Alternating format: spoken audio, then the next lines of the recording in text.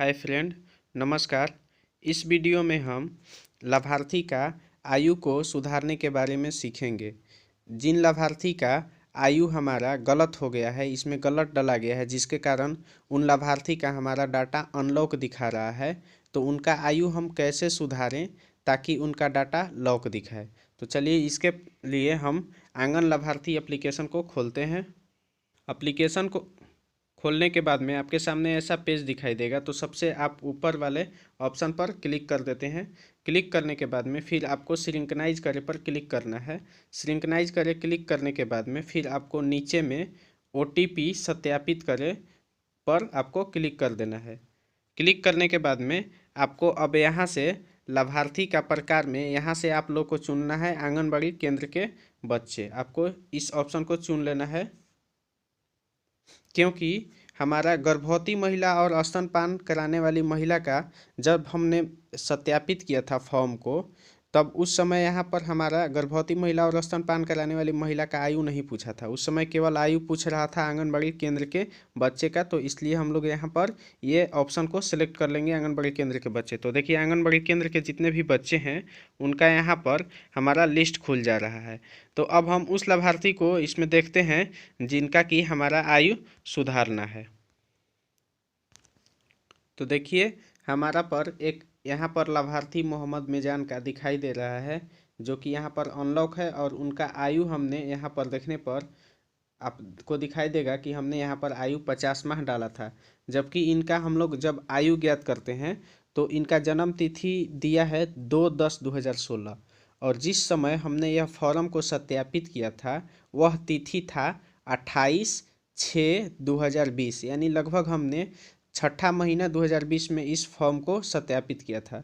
तो उस समय के हिसाब से भी अगर हम इनका जन्म वर्ष निकालते हैं कि यह जो बच्चा है, यह लाभार्थी है, वो कितने महीने का हो रहा है, तो हमारा आ रहा है 44 माह 25 दिन का, यानी लगभग 45 माह का आ रहा है। जबकि हमने उस समय यहाँ पर 50 माह डाल दिया था। देखिए इस वजह से ये हमारा फॉर्म जो है अनलॉक दिखा रहा है। तो चलिए अब हम इसको कैसे सुधारेंगे वो यहाँ से देखते हैं।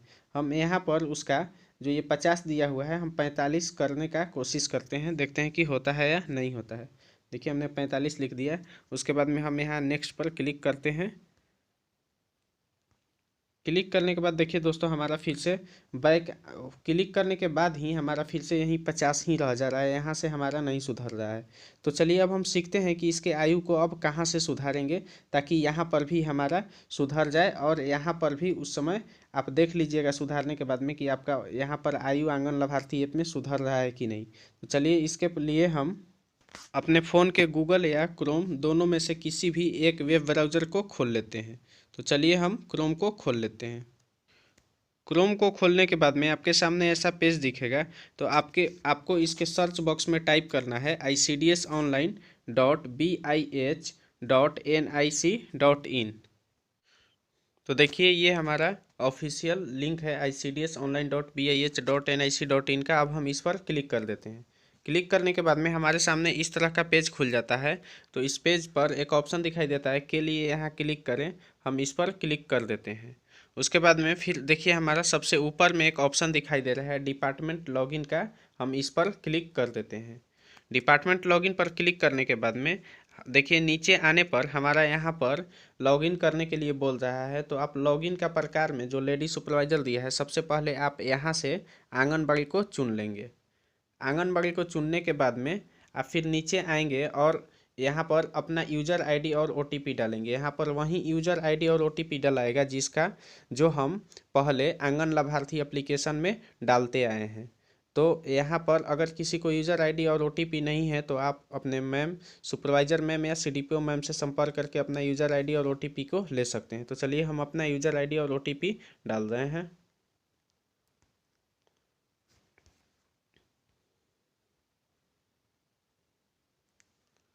देखिए हमने अपना यूज़र आईडी और OTP को डाल लिया। अब हमें यहाँ पर ग्रीन कलर का जो कैप्चा कोड दिखाई दे रहा है, हम इस कैप्चा कोड को इस बॉक्स में भर लेते हैं। जिस तरह से कैप्चा कोड लिखा होगा आप उसी तरह से भरिएगा। स्मॉल लिखा होगा तो स्मॉल, कैपिटल लिखा होगा तो आप कैपिटल लेटर में भरिएगा। तो देखिए हमने कैप्चा कोड भी भर लिया। अब हम यहाँ लॉगिन करे पर क्लिक कर देते हैं। ये जो ऑप्शन दे रहा है लॉगिन करें, हम इस पर क्लिक कर देते हैं।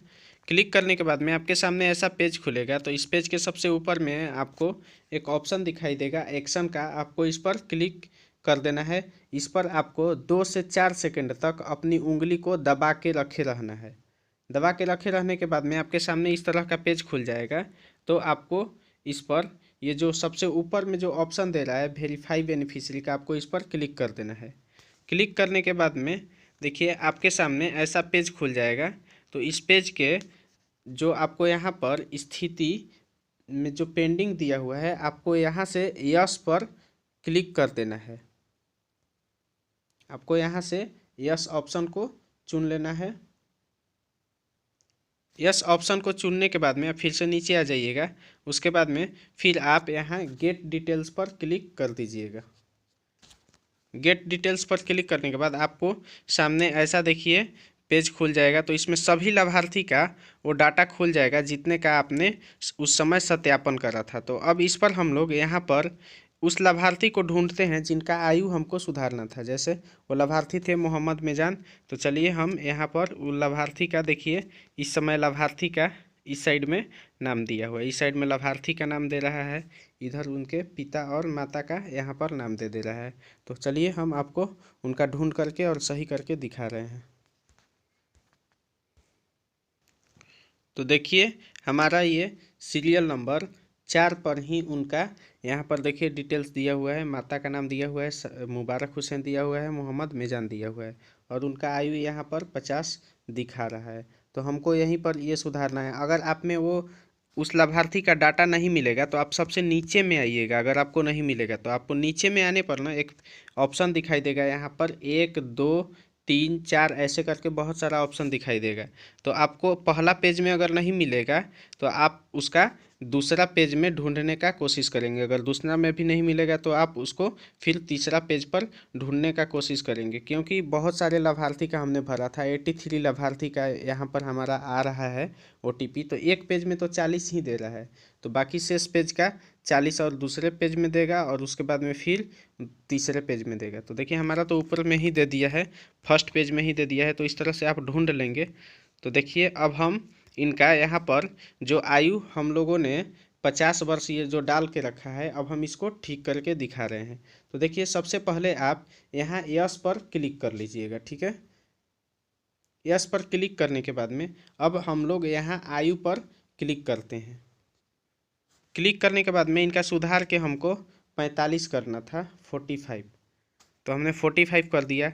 अब आप यहाँ पे ये गलती मत करिएगा कि आपने जो आज डेट है वो आज का डेट से के हिसाब से जन्म वर्ष निकाल लीजिएगा। नहीं, आपको छठा महीना 2020 के हिसाब से ही निकालना है कि वो लाभार्थी कितने महीने का हो रहा है, ठीक है। यहाँ पर साल नहीं लिखना है, आपको महीने का यहाँ पर बताना है कि वो लाभार्थी कितने महीने का हो रहा है।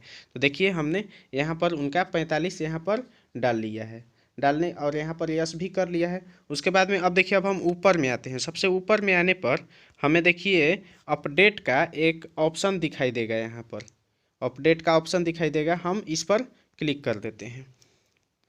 क्लिक करने के बाद में फिर देखिए नीचे हम देखते हैं वहीं पर आकर, तो देखिए हमारा यहाँ पर दिखाई दे रहा है एक रिकॉर्ड अपडेट सक्सेसफुली, यानी कि हमारा जो हमने अभी एक रिकॉर्ड का जो अपडेट किया था ये सक्सेसफुल हो गया है। एक लाभार्थी का जो अपडेट किया है वो सफलतापूर्वक हो गया है।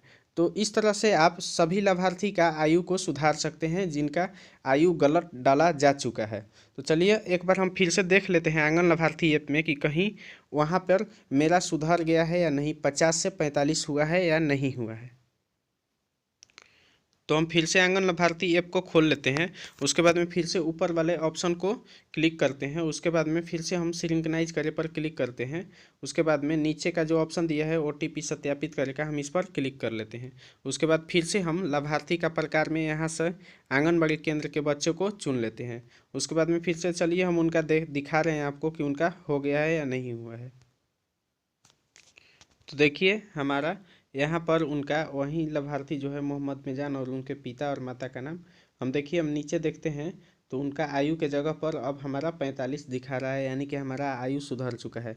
लेकिन फिर भी यहाँ पर अभी भी अनलॉक दिखा रहा है, तो इसको आप टेंशन में मत लीजिएगा। आपका जब ऊपर से ICDS की तरफ से एक ही बार में सभी का वो फिर से हमारा रीसेट करेगा, तो इसका उस समय लॉक कर देगा। यानी एक या 2 महीना का हम इंतज़ार करेंगे कि जब तक कि हमारा लॉक नहीं हो जाता है। ये ऊपर से ही अब वहाँ से लॉक होगा। हमने सभी फॉर्म को अब सही कर दिया है। अब यहाँ पर अगर अनलॉक दिखा रहा है, तो जब ये मेरा डाटा सर्वर्स के पास में अभी चला गया है, वहाँ से जब वो लोग सुधारेंगे ऊपर के ऑफिसर, तब यहाँ पर हमारा सुधर जाएगा। वीडियो को देखने के लिए धन्यवाद। आप इस वीडियो को दूसरे के पास भी शेयर कर दीजिएगा, ताकि वो भी अपना देख करके आयु को सुधार सके।